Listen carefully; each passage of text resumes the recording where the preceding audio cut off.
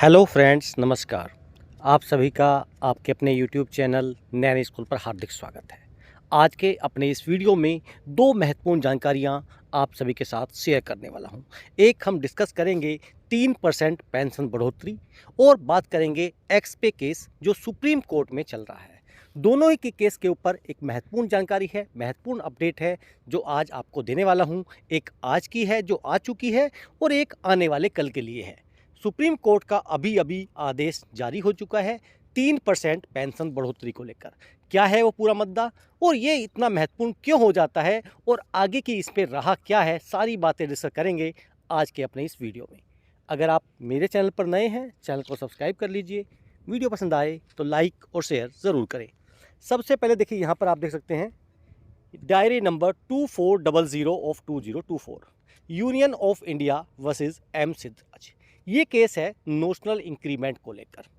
यहाँ पर देखिए एम में है, केस नंबर है, सब यहाँ पर आप देख पा रहे हैं। डिस्पोज कर दिया गया है इस केस को। अब डिस्पोज करने के पीछे का मकसद क्या है, वजह क्या है, उसके लिए देखिए यहाँ पर आपको देखना होगा dispose delay condone matter dismissed including all pending.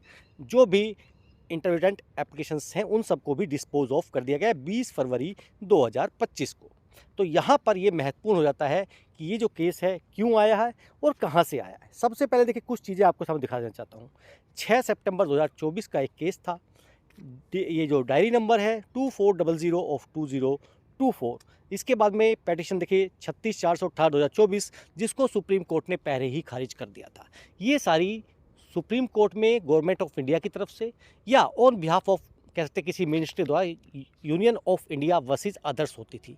तो ऐसी स्थिति में इन्होंने बोला कि भैया ये जो केस है अभी सुप्रीम कोर्ट में चल रहा है और इस केस के फैसले पर सारी चीज़ें डिपेंड करेंगी।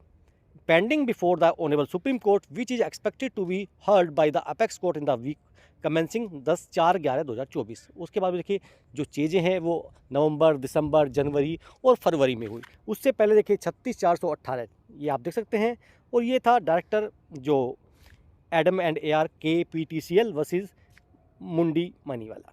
तो इस केसेस में भी देखिए review petition is accordingly dismissed on the ground of defects delay as also on merits.